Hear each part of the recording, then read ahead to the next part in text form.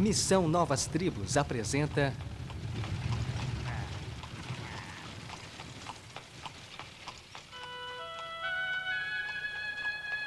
Ital.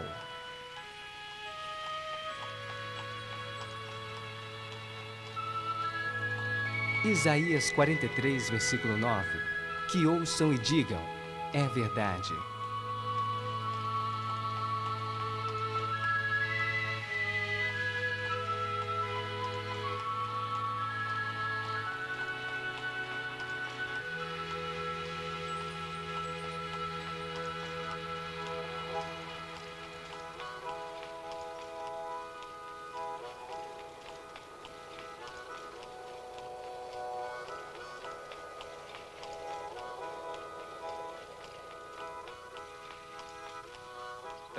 O Vale, terra dos Amish, terra dos Menonitas. Em meados do século XVIII, fugindo da perseguição religiosa na Europa, um grupo deles veio se estabelecer aqui, no interior da Pensilvânia. Dedicados ao trabalho duro, desmataram essas terras e formaram fazendas produtivas. Para os Amish, hoje, pouca coisa mudou. Mantendo um estilo de vida bem simples, procuram afastar-se dos eletrodomésticos e comodidades da vida moderna, o que para eles é sinal de piedade religiosa. Por outro lado, nem todos os membros da comunidade permaneceram assim voltados ao passado. Alguns preferiram seguir um caminho diferente da modernidade. Eles acham que isso tem valido a pena. Olá, meu nome é John Cross. Coordenador de um dos ministérios da Missão Novas Tribos, uma organização que trabalha quase que exclusivamente com povos tribais em vários países do mundo. Você talvez pergunte, John, o que é que você está fazendo aí no centro da Pensilvânia? O que é que isso tem a ver com a evangelização das tribos? Eu quero dar a você a base do nosso trabalho, contando uma história que começou aqui, neste vale. Um dos filhos desta terra é Mark Zook. Há 10 gerações, em 1742, a família Zook emigrou da Suíça para cá. Eles têm vivido aqui desde aquela época. Mas o Mark não ficou.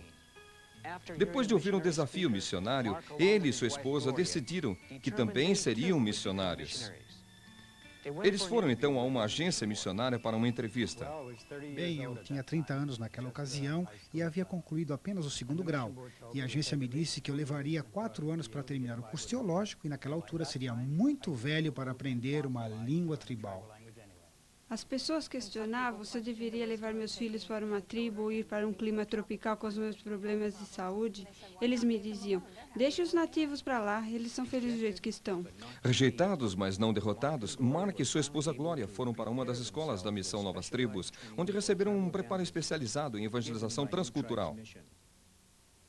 Assim que terminaram o treinamento, foram enviados pela sua igreja local até um campo missionário.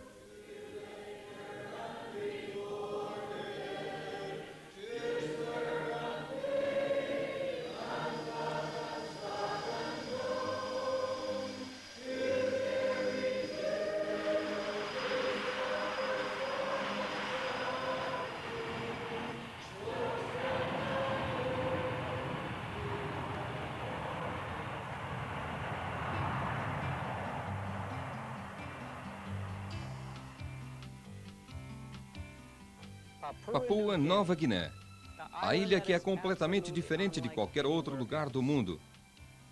A terra onde o tempo é esquecido. Isolada, é um cantinho maravilhoso da criação. Do clima ameno e fresco encontrado nas montanhas ao calor úmido e tropical das terras baixas dos manguezais. Com arrecifes de corais incríveis e praias desertas luxuriantes, é de se admirar que ela não tenha se tornado ainda a maior atração turística do mundo. Localizados numa das ilhas de isolada província britânica ocidental, os Mooks têm vivido e morrido por séculos. E é esse povo que se tornou parte importante da vida de Mark e Glória. Com frequência, nossa ideia do que está envolvido no trabalho missionário dessa natureza não é correta. Você não começa a pregar a palavra no primeiro dia que você chega na aldeia. Se você fizer isso, vai causar problemas e provavelmente será o último a tomar conhecimento deles. Antes, você tem que embarcar na aventura do aprendizado. Aprender como essas pessoas pensam, como falam, o que as faz assim rijos. A questão é, por onde começar? O que fazer no primeiro dia? No segundo dia? O que é que você está querendo, então, mostrar para mim? Um estilingue? Quando você chega numa aldeia, as coisas que você aprende primeiro são as mais óbvias. Onde eles moram, o que eles comem e como preparam a comida. E, é claro, de onde eles obtêm seus alimentos. Os Moques gostam de comer carne de porco selvagem que eles capturam em redes armadas pelo mato. No dia da caçada, todo mundo levanta bem cedo e todos participam.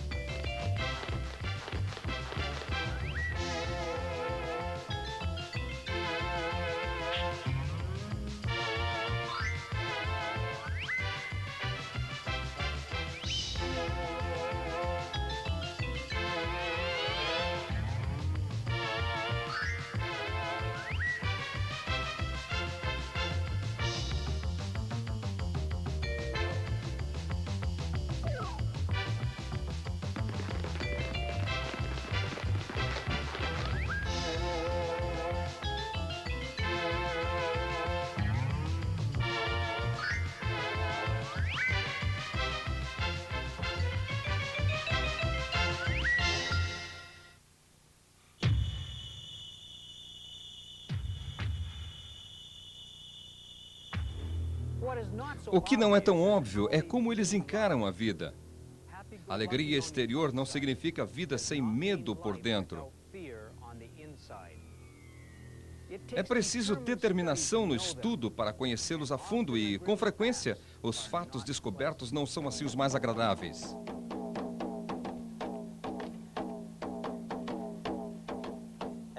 À medida que estudamos seus costumes e a maneira de pensar deles, uma das coisas reveladas foi o constante temor e opressão em que esse povo vivia.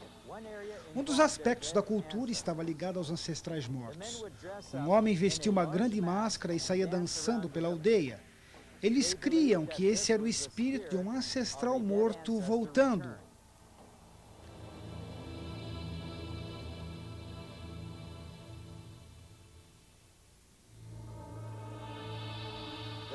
Os homens nos contaram que as mulheres não sabiam que eram eles que vestiam a máscara.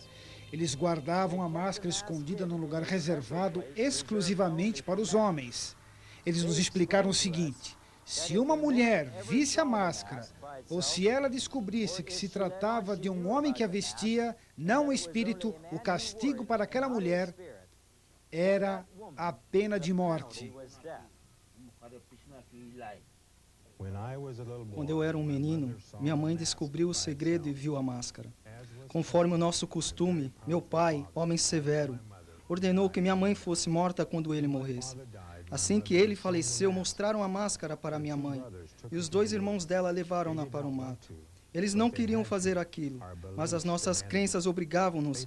Eles passaram uma corda de casca de árvore em volta do pescoço dela. Eu era bem novo, mas eu me lembro bem. Minha mãe era jovem e eu a amava. Minha mãe foi morta porque ela viu a máscara. Nós vivíamos aterrorizados. Time goes by, the day, the night, and they don't know. Children cry, men live, they die, and they have no hope. So many people just existing. Are we really listening to the tears and the fears of the unknown? Oh, killing to live and living to kill, yet dying in their sin. Their faiths are strong, but they're all wrong. Their gods just can't win. They tremble at the thought of them. The sun, the moon, the birds, the spirits. Oh, how can it be that they just don't know? He is willing that none should perish. He desires each one as his own. He sent his perfect Son to die for them. The Son now reigns next to his Father's throne, but so many just don't know.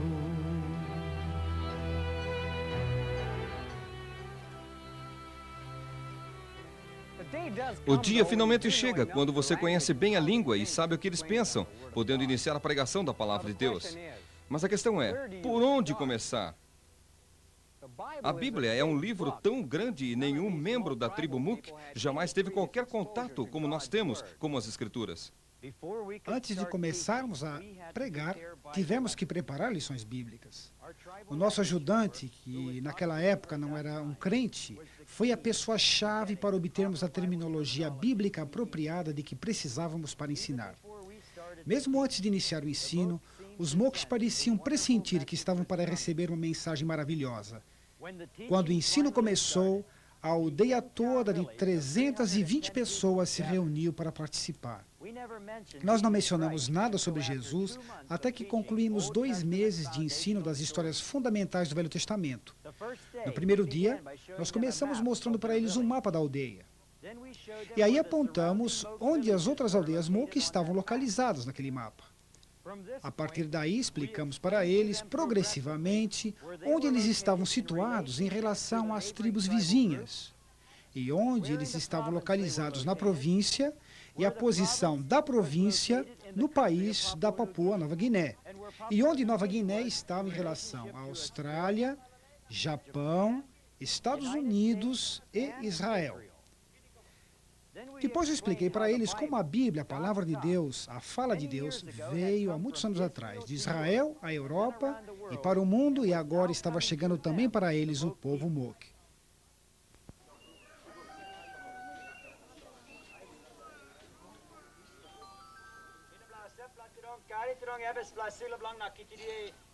Na segunda lição, nós discutimos as crenças dos diferentes grupos sobre como surgiram na Terra. Os Moks criam que foram criados por 2 tipos de pássaros. Quando eu falei para eles que há pessoas em nosso país que acham que o homem evoluiu de uma criatura simiesca, eles comentaram, que gente estúpida. Então eu perguntei para eles, de todas essas crenças, qual delas é a correta? E eles disseram, nós não sabemos. Aí eu expliquei para eles que por essa razão, Deus nos deu sua palavra escrita que nunca muda.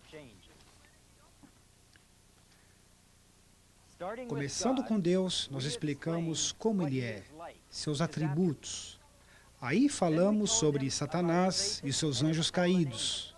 Os Moks acharam que o inferno é o lugar certo para o diabo e que Deus era justo em mandá-lo para lá com os demônios. Depois ensinamos sobre a criação do mundo, e Adão e Eva. Falamos sobre a escolha do homem pecar e explicamos como Deus prometeu um Salvador que viria um dia para nos livrar do pecado.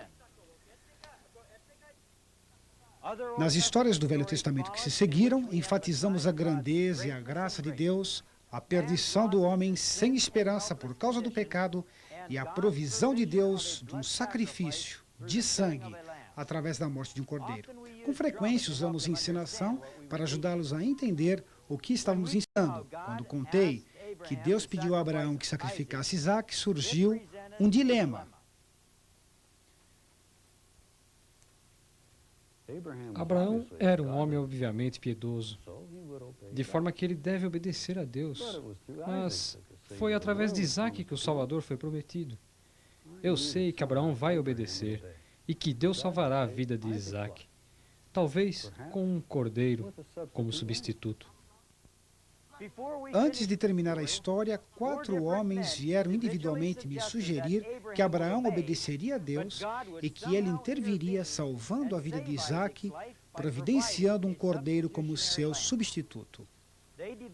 Eles desenvolveram uma reverência sincera para com Deus e temiam que pudessem ser destruídos por causa dos seus pecados. Eles disseram: nós somos exatamente como aquelas pessoas de Sodoma e Gomorra. Por 2 meses, nós ensinamos lições chaves do Velho Testamento cronologicamente, antes de apresentarmos Jesus como Salvador, nascido como uma criança neste mundo. Ao estudarmos a vida de Jesus, os Moques se tornaram grandes admiradores do Senhor. Jesus se tornou o herói da tribo. Eles o amavam e o veneravam. O povo da aldeia nunca perdeu uma lição durante as semanas que Mark ensinou de segunda a sexta, 2 vezes por dia. Os doentes eram trazidos em macas para os estudos. Quando uma gestante estava perto para dar à luz, eles arrumavam um jeito para que ela pudesse ficar pertinho o suficiente para ouvir as histórias. O nenê nasceu durante uma das reuniões e o ensino prosseguiu. Às vezes os Moques estavam tão compenetrados que não tinham vontade de comer, nem queriam dormir. Eles gastavam cada momento livre do dia discutindo as lições e ouvindo vez após vez as histórias gravadas diariamente. Esse maravilhoso Jesus era perfeito. Ele podia fazer qualquer coisa. Ele era Deus. O dia, enfim, chegou, quando foi contada a história da traição de Jesus por Judas e o seu julgamento diante de Pôncio Pilatos. O povo ficou revoltado com Judas traindo o Salvador. Mas eles criam que de alguma forma Jesus iria se livrar. Essa foi a última história que nós lhes contamos antes da apresentação do Evangelho. No fim dela, nós dissemos para eles: amanhã nós terminaremos nosso ensino.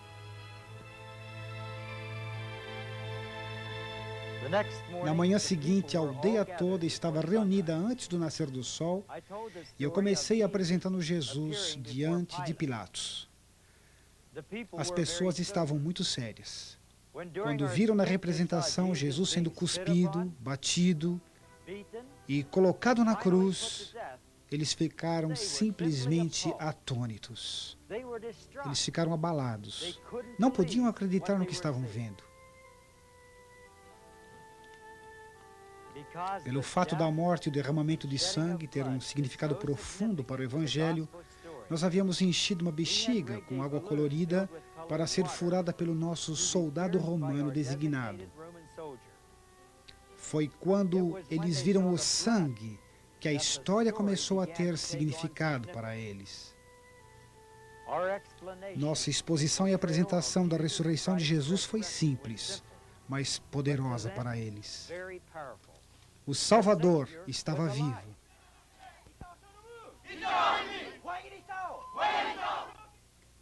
Depois eu voltei novamente às histórias do Velho Testamento e, começando com Abel, expliquei que Jesus é o nosso sacrifício aceitável, da mesma forma que o sacrifício de Abel foi aceito por Deus.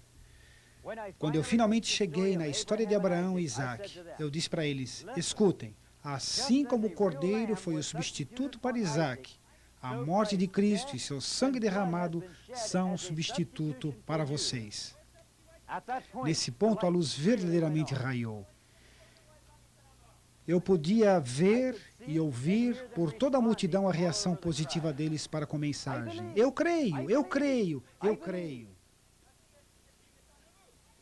Coloquei-me no meio deles e perguntei o que eles achavam. E de todos os lados surgiram respostas como esta.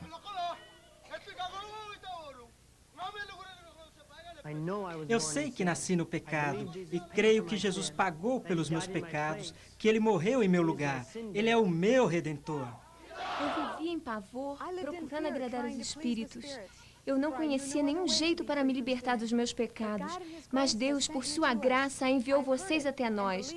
Eu escutei e criei no sangue e na morte de Cristo como pagamento pelos meus pecados. Eu creio e Deus me perdoou.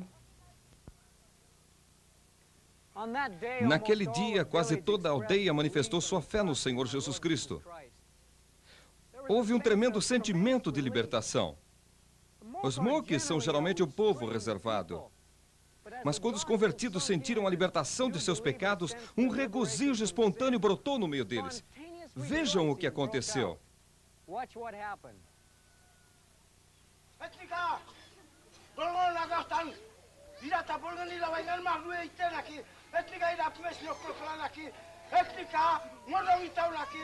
Esse homem está testemunhando que ele também crê que Jesus Cristo pagou pelos seus pecados. Etal quer dizer é verdade, verdadeiramente, verdade.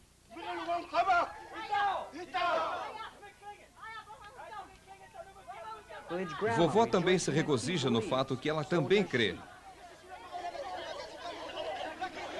Muitos outros deram seus testemunhos de que creem que Jesus Cristo levou os seus pecados sobre si.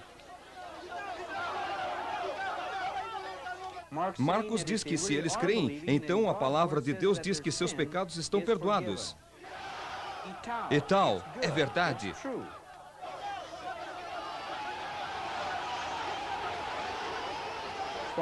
Um regozijo espontâneo rompeu entre eles e continuou por 2 horas e meia.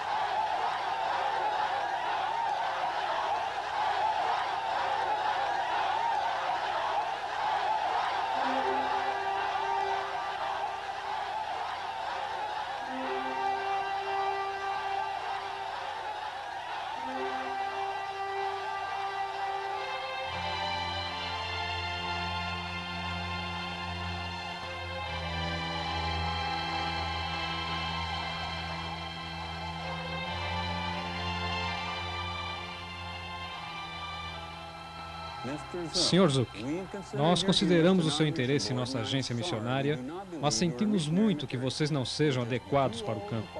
São muito velhos. Glória, não se aflijam por causa desse povo. Considere sua saúde e suas crianças. Marcos e Glória, como igreja, nós vamos ficar na retaguarda de vocês. Nós vamos orar por vocês e sustentá-los. Ide em nome do Senhor.